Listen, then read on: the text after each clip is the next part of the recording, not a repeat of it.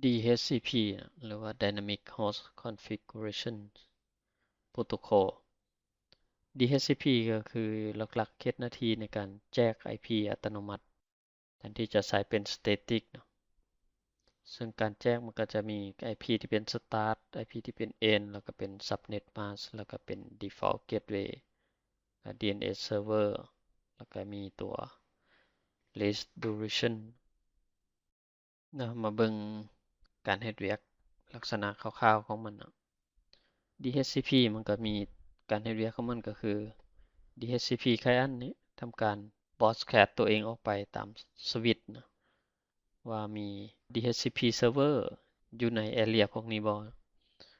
ซึ่งถ้ากรณีมันมี VLAN หลายๆ VLAN แล้ว DHCP server ต้องแจ้งหลายๆตัวมันก็จะตัว router หรือว่าตัว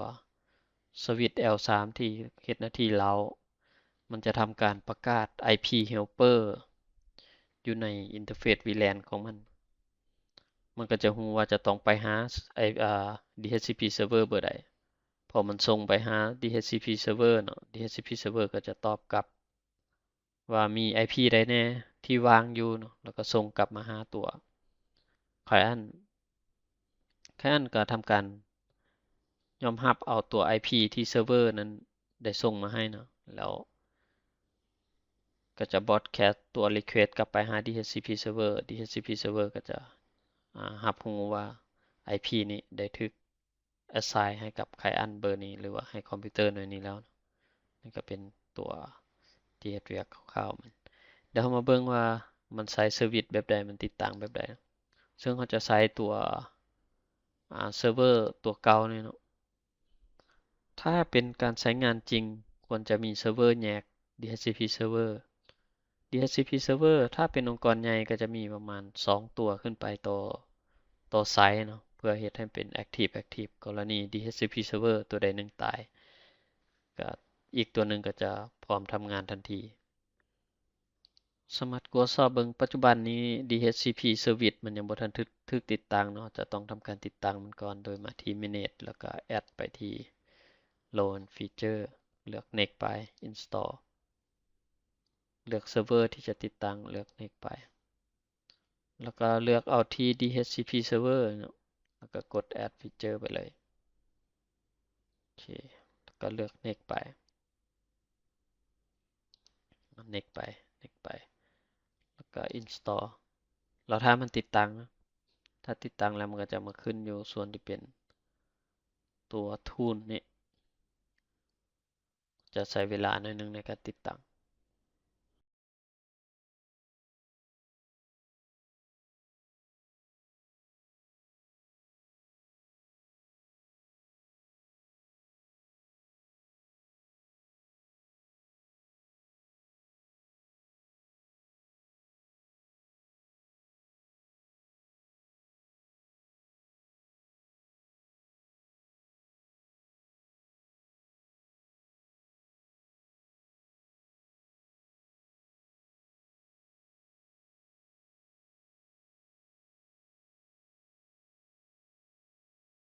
เห็นตัว Option มันขึ้นแล้วเนาะเดี๋ยวลองเข้าไปเบิ่งว่ามันติดตั้งแล้วบ่ตอนนี้มันติดตั้งแล้วล่ะเขาสามารถคลิกนี้เพื่อ complete หรือว่าสำเร็จการติดตั้งมันจะถามให้ auto write เนาะnext ไป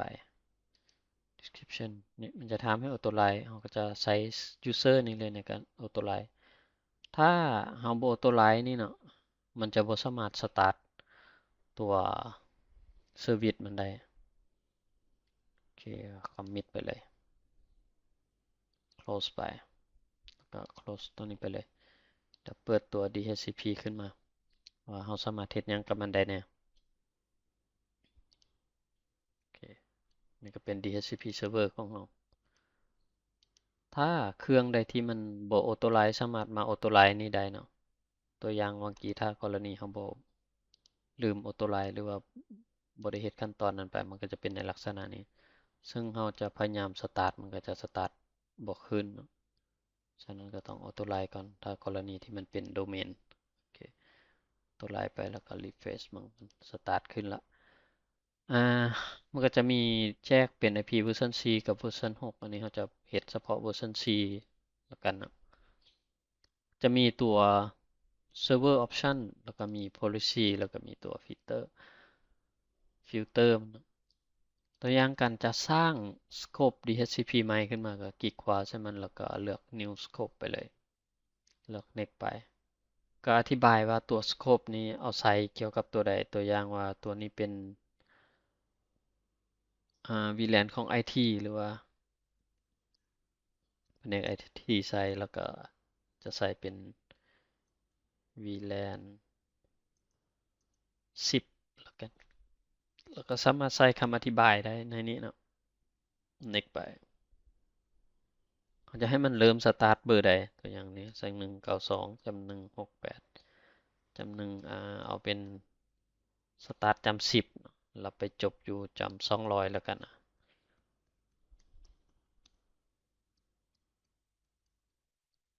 โอเคตัวนี้ซับเน็ตจะเอาเบอร์ใดเนาะซับเน็ตตัวนี้ก็เป็น255ไปเลยแล้วก็ next ไปแล้วมันก็จะมีว่าจะ add exclusion เนาะก็คือระหว่างเบอร์10หาเบอร์200จะยกเว้นเบอร์ใดที่บ่ให้แจ้งอย่าง10หา200เอา192.168มาเป็น40แล้วกันเอ้ยจำหนึ่งก่อน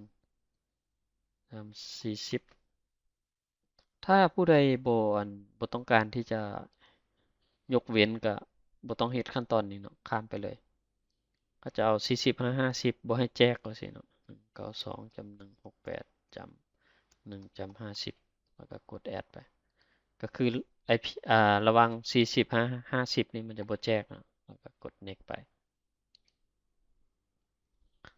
ตัวนี้เป็น read duration เนาะก็คือถ้ามันแจ้ง IP เบอร์นี้ไปให้คอมพิวเตอร์แล้วจักมื้อจักชั่วโมงจักนาทีจึงให้มันหมดอายุเพื่อที่จะให้ IP นี้วางแล้วไปใช้กับตัวอื่นเนาะข้อดีของตัวนี้ก็คือถ้าเราตั้งไว้ดนคอมพิวเตอร์หน่วยนั้นมันก็จะได้รับ IP เก่าตลอดภายใน8มื้อนี่มันก็จะได้รับ IP เก่าแต่ข้อเสียก็คือถ้ากรณีวง IP เรามันเต็มแล้วมีเครื่องที่เข้าออกตลอดพยายามมีเครื่องเปลี่ยนใหม่ตลอดมันก็จะบ่มี IP พอสำหรับตัวเครื่องที่มาใหม่ๆขึ้นกับเราตั้งค่าตัวอย่าง IP มีหลายเราจะใส่8มื้อคือตัวอย่างนี้เราจะประมาณ1มื้อก็พอก็กด next ไปจะให้มันจะเริ่มคอนฟิกตัว scope option ตอนนี้เลยบ่ถ้าจะคอนฟิกก็กด yes ไปเลยแต่ตอนนี้เราจะยังบ่คอนฟิกเทื่อก็ได้เดี๋ยวไปฟิกตามหลังเนาะโอเค finish ไปทีนี้สังเกตว่าตัว scope เรายังบ่ทัน start เนาะสามารถกดนี่ active scope ได้โอเคมันก็ start แล้วทีนี้ใน scope option เนาะ server option มันจะมีอยู่2ตัวก็คือมีตัวอยู่ทางนอกนี้กับตัวทางในเนาะสังเกตว่าตัวนี้ก็มีคำว่า scope option ตัวนี้เป็น server option ตัวอยู่ทางนอกกับทางในนี้ถ้าเรากับตั้งค่าใช้ตัวนอกนี่เนาะหมายความว่าทุก scope ที่อยู่ในunder IP version 4นี้จะได้รับตัวนี้นำข้อดีของการเซตตัวนี้หมายความว่าถ้ามีการเปลี่ยนแปลงเราเปลี่ยนอยู่ตัวนี้ตัวเดียวทางในจะได้รับการเปลี่ยนหมดลองคิดมึงว่าถ้าเรามีสโคปประมาณ20-30สโคปเนาะถ้าเราทำการเปลี่ยน IP DNS เราต้องไปไล่เปลี่ยนอยู่สโคปทุกตัวเลยฉะนั้นก็ขึ้นกับการใช้งานตัวอย่างว่าถ้าเป็นองค์กรที่DNS แต่ละไซต์มันต่างกันก็อาจจะเลือกเป็นตัวไซต์ในก็ได้เนาะโอเคตัวอย่างนี้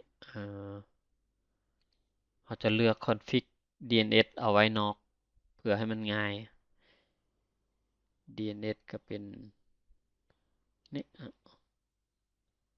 DNS server ตัวนี้ตัว6จะใส่ DNS server ไป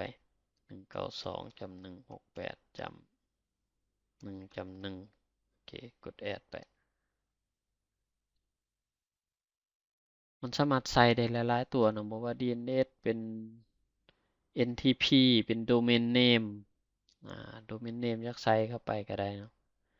กรณีนี้สิใส่ประมาณแค่ DNS ก่อนก็ได้เนาะตัว DNS จะขึ้นมาแล้วแต่ว่าส่วนที่บ่ควรใส่ก็คือ gateway อาจจะใส่บ่ได้เนาะ gateway จำเป็นต้องได้มาใส่ในตัวของไผของมันเพราะว่า scope gateway มันจะบ่คือกันเมื่อเราตั้งค่านั่นนี้แล้วเราก็จะมาเบิ่งอยู่ในเครื่องเช็คเบิ่งเนาะว่ามันได้รับ IP เบอร์ใด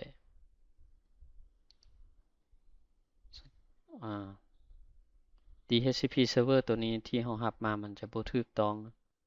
ซึ่งมันไปรับของ DHCP ของ VirtualBox ซึ่งวิธีการก็คือเราจะเปลี่ยนมันเนาะตัวนี้เป็น DHCP server ของ VirtualBox ที่มันแจกมาทดลองปลดออกแล้วแต่ว่ามันก็ยังได้รับคือเก่าฉะนั้นวิธีเราจะเปลี่ยนมันเลยเปลี่ยนค่ามันเลยก็คือเอาใช้มาที่ Network เนาะเราจะเปลี่ยนจากตัว Host Only Adapter นี้มาเป็น Internal Network เนาะก็คือจะให้มัน Connect ระหว่างเซิร์ฟเวอร์กับเซิร์ฟเวอร์เลยโดยที่บ่ต้อง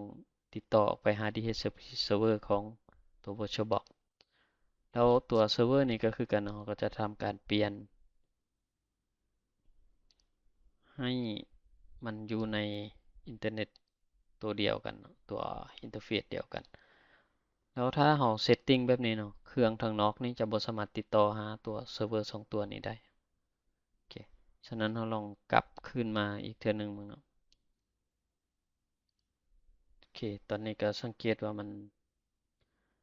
ได้รับ IP แล้วแต่ว่ามันยังบ่มี Gateway นั่นนี่เราสามารถใช้เพิ่มเติมได้เนาะตัวอย่างเราจะกลับมาตัว DHCP server เราจะมาใส่ scope option เนาะภายใน scope นี้เราเลือกเป็นตัว3 router ใส่ gateway ให้มันจะใส่เป็น 192.168.1.254 แล้วกันแล้วตัว DNS server เราก็สามารถใส่เพิ่มเติมได้เนาะเช่นว่าจะใส่เป็นเพิ่มหลายตัวก็ได้คือกัน DNS server ถ้าตัวหนึ่งบ่ได้มันก็จะไปตัวหนึ่งเช่น primary หรือ secondary ตัวอย่างจะใส่อีกตัวนี้ก็192.168.1.2ใส่เป็น1.2แล้วกันสังเกตว่ามันจะมี DNS ที่อยู่ภายในมันแน่แล้วก็ทางนอกแน่มันจะทำการไปเช็คเบิ่งเนาะอันนี้มันน่าจะเช็คบ่เจอเพราะว่า IP เบอร์นี้ยังบ่ทันมีแค่ใส่ไปซื่อๆก็จะได้รอท่ามันเช็คก่อนโอเคมันแจ้งว่าเช็คบ่เจอก็บ่เป็นหยังอันนี้เราแค่ทดลองใส่มาซื่อๆกดโอเคไปทีนี้ลองกลับมาเบิ่ง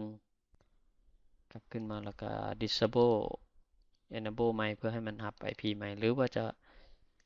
ใส่คำสั่ง ipconfig/release แล้วก็ renew ใหม่ก็ได้โอเครอถ้ามันกำลังไปขอ IP server IP จากDHCP server อยู่เนาะหวังว่าได้รับ IP มาบ่โอเคมันจะได้รับ IP มาถูกต้องแล้วตามที่เราตั้งค่าไว้โอเคตัวนี้สำหรับ DHCP server เนาะแล้วกลับมาเบิ่งส่วน DHCP server ว่าสามารถตั้งค่ายังเพิ่มเติมได้แน่จะมีพวกเอิ้นว่า failover ถ้าเรามีเซิร์ฟเวอร์2ตัวเราก็สามารถเฮ็ดเป็น failover นั่นนี้ได้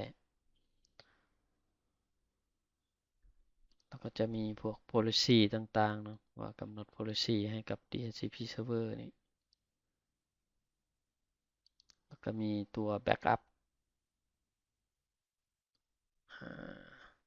ตัวอย่างจะ backup ตัว DHCP server ตัวนี้เนาะก็ backup เลือก backup แล้วก็เลือกว่าจะไว้ใช้ตัวนี้มันจะอยู่ใน default ของมันนะถ้าเราเลือกไว้ default มันเลยครับใส่ไปเลยถ้าควรจะไว้ 2D หรือว่า copy เอาไว้นอกนะกรณีเซิร์ฟเวอร์มีปัญหาจึงเอากลับมา restore ได้ตัวอย่างนี้จะไว้นี่เลยครับกดโอเคไปถ้ามันมีปัญหาเราก็ restore กลับมาได้ นอกเหนือจากตัว Backup แล้วก็จะยังมีตัวที่เราต้องมาทดสอบเบิ่งเนาะเช่นว่าตัว Adas Release ตัวนี้จะเป็นตัวที่มันแจ้งว่ามันมี IP เบอร์ใดแน่ที่มันหับเข้ามาเนาะมีเครื่องใดแน่หับเข้ามาแล้วปัจจุบันนี้มีเครื่องนี้บางตัวมันจะขึ้นตัวที่ว่าเป็น bad address ก็คือ MAC address ที่ต่ำกันนะจะเฮ็ดให้ตัวตอนที่เวลามันหับมาแล้วมันหับ MAC address ที่บ่ถูกต้องมาเช่นตัวอย่างคือกรณีนี้ซึ่งเราสามารถ delete ออกไปได้เลยเนาะเพื่อเคลียร์ตัว bad address ออกไปแล้วให้มันหับตัว address ตัวใหม่มาก็สามารถลบไป